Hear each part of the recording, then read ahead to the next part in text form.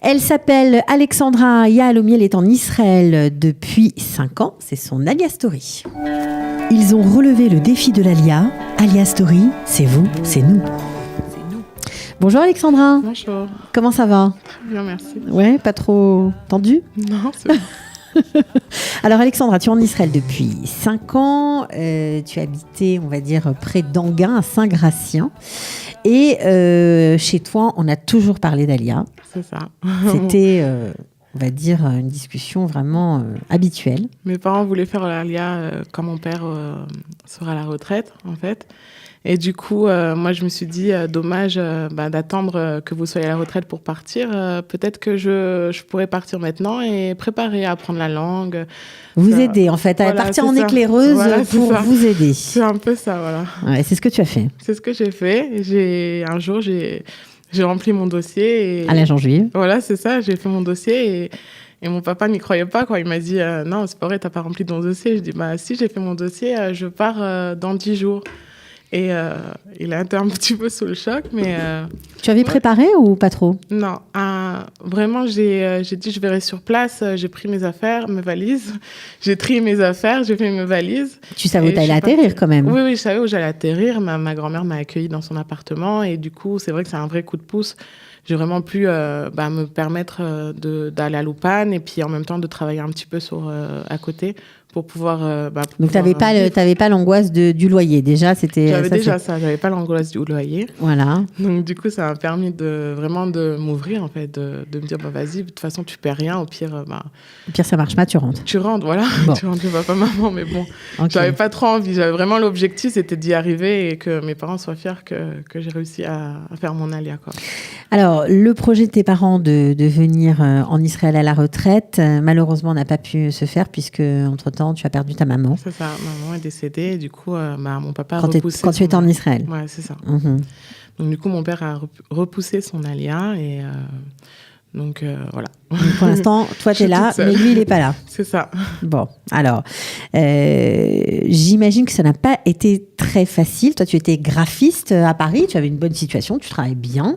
Donc, j'imagine que les débuts, puisque tu ne parlais pas un mot d'hébreu, ça n'a pas été tout à fait évident. Je ne parlais pas du tout hébreu, c'était très, très dur. Je ne savais pas comment m'exprimer. Donc, au début, j'étais à l'Ulpan pour apprendre, mais... Ça a suffi ou pas ? Sincèrement... Tu peux dire la vérité. On peut tout dire ici. Sincèrement, non, parce que même j'ai été dans des écoles en France, que des écoles... laïques? Non. Juives? Que des écoles juives et on nous apprend et tout. Je savais lire, je savais écrire, mais parler, je ne savais pas. C'est pas un truc...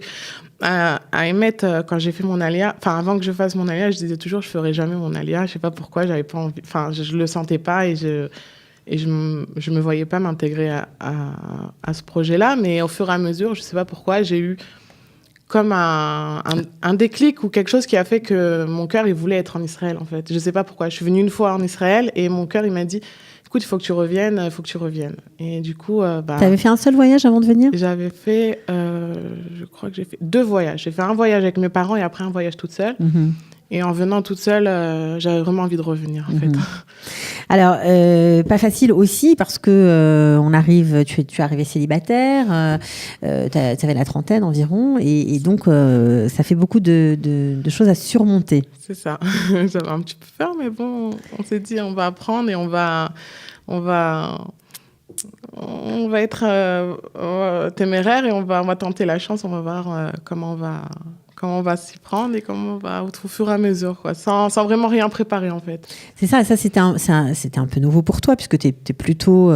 tu prévoyais les choses, quand tu étais en France, tout était bien organisé dans ta vie, et là, tu as changé, quoi, forcément. C'est ça, la mentalité, c'est sûr qu'elle change, et toutes les valeurs qu'on vous apprend en France, en fait, elles disparaissent, en fait, et ça passe sur quelque chose d'autre, en fait. C'est-à-dire c'est-à-dire qu'en France, on vous apprend à aller travailler, à bien travailler toutes vos années pour pouvoir toucher votre retraite et que vous profiterez à la retraite. Voilà, c'est la phrase clé qu'on dit souvent en France, c'est on profitera à la retraite. Et au final, le fait que ma maman soit décédée, que que j'ai rencontré mon mari et que mon mari me donne une autre mentalité. La mentalité israélien.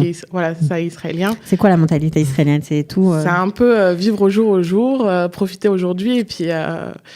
On pense aussi à demain, mais on y pense beaucoup plus tard dans la journée, on va dire. Il faut d'abord profiter. Voilà, c'est ça. On profite, on voit, on découvre, on regarde ce qu'il y a à faire, on essaie de trouver des nouveaux projets, ce qui peut être fait, mais en même temps, on profite aujourd'hui au jour, en fait. Au jour le jour, ok. Alors, tu as rencontré ton mari, ça aussi, c'était une belle surprise de l'Alia, c'était pas prévu. En plus, il est israélien, à l'époque, tu parlais pas vraiment l'hébreu. Alors, comment vous faisiez? Parce que c'est assez c'est marrant quand même. Alors déjà, c'est pas commun. Je ne pensais pas que j'allais rencontrer un Israélien et une personne m'a vu un jour dehors et m'a dit écoute, tu cherches quelqu'un? Je lui dis écoute, à l'arrêt de bus, je crois. À l'arrêt de bus, c'est ça. Et elle me dit tout arrive en Israël. Tu sais, ici les bus ils mettent beaucoup de temps à arriver. Si tu veux que je t'aide, je t'avance dans la ville. Alors au début j'ai un peu. Elle t'a proposé de monter du stop, quoi, de faire du stop avec elle. Okay. Faire un stop et du coup elle me prend, elle me dépose en ville et elle me demande si je cherche quelqu'un.